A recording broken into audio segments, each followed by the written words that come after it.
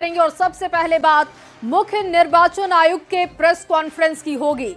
बिहार में 2 दिन तक मैराथन बैठक के बाद मुख्य निर्वाचन आयुक्त ज्ञानेश कुमार ने पटना में प्रेस कॉन्फ्रेंस की।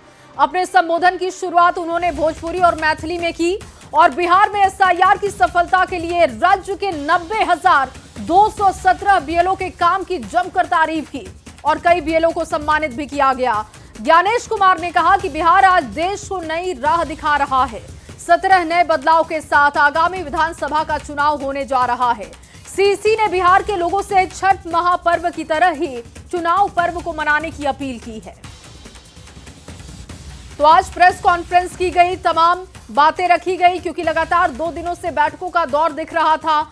राजनीतिक दलों के साथ मीटिंग की गई थी पहले और उसके बाद बात की गई पुलिस प्रशासनिक अधिकारियों से कि वो कितने तैयार हैं चुनाव के लिए। 2 दिनों की मैराथन बैठकों के बाद आज देखिए प्रेस कॉन्फ्रेंस निर्वाचन आयोग की तरफ से करते हुए कहा गया कि छठ महापर्व की तरह ही चुनाव के पर्व को मनाना है। संबोधन की शुरुआत ज्ञानेश कुमार ने भोजपुरी और फिर मैथिली में की।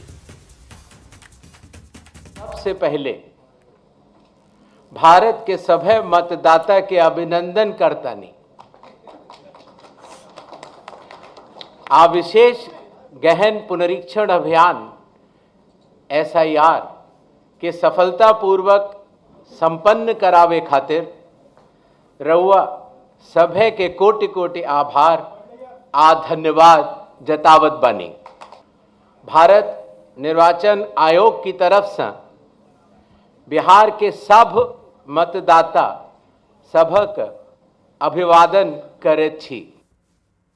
मैं बिहार के सभी मतदाताओं से यह आह्वान करता हूं कि आइए, जिस तरह से हम अपने त्योहारों को उल्लास और श्रद्धा से मनाते हैं और विशेष रूप से बिहार की छठ पूजा जैसे महान लोक पर्व को पूरे उत्साह व आस्था से मनाते हैं, उसी तरह से लोकतंत्र के चुनाव के इस महापर्व को भी उत्सव की तरह मनाएं।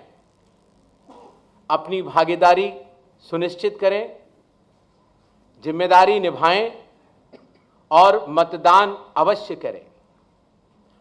अपना भागीदारी पक्का करी, जिम्मेदारी निभाएं, आप वोट जरूर करें। धन्यवाद। कि कई बार जब लाइन में खड़े होते हैं तो मोबाइल की आवश्यकता पड़ती है। आजकल मोबाइल कोई नहीं छोड़ना चाहता, तो इसलिए बूथ के कमरे के ठीक बाहर मोबाइल जमा कर अपना वोट देने के बाद ठीक बाहर आएं और अपना मोबाइल ले जाएं। ऐसी व्यवस्था की ट्रायल की जा चुकी है पिछले बाई इलेक्शंस में और बिहार में ये पूरे राज्य में लागू होगा। कई बार ये बात भी आती थी कि चूंकि पोलिंग स्टेशंस पर मतदाताओं की संख्या 1500 या उससे अधिक हो जाती थी तो बहुत लंबी लंबी क्यूज लग जाती थी और खास तौर से आखिरी घंटों में क्यू को मैनेज करना मुश्किल भी हो जाता था। इसलिए चुनाव आयोग ने यह संयुक्त निर्णय लिया कि अब बिहार से शुरू होकर पूरे देश तक किसी भी मतदान केंद्र में 1200 से ज्यादा वोटर नहीं होंगे, जिससे कि वोट डालने में हमारे मतदाताओं को सुविधा मिले। पहले यह बात भी आती थी कि जो वेबकास्टिंग है, जो पोलिंग बूथ के अंदर जो वेबकास्टिंग होती है, वो कहीं 50% या कम से कम 50% या 60% बूथों पर होती थी और अब बिहार से शुरू होकर पूरे देश में जब भी चुनाव होंगे 100% वेबकास्टिंग हर पोलिंग स्टेशन पर की जाएगी।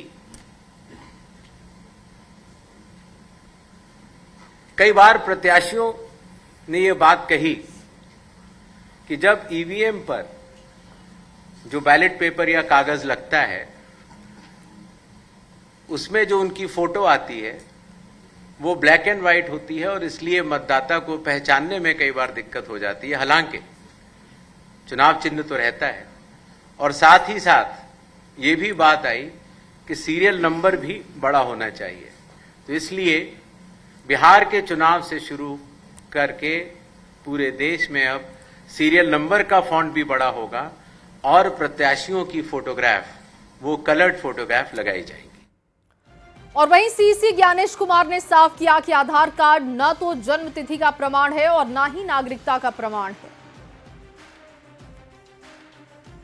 आधार कार्ड आधार एक्ट के तहत भी न तो जहां आप रहते हैं उसका प्रमाण होता है और न नागरिकता का प्रमाण होता है। ये सेक्शन 9 आधार एक्ट का इस विषय में स्पष्ट है।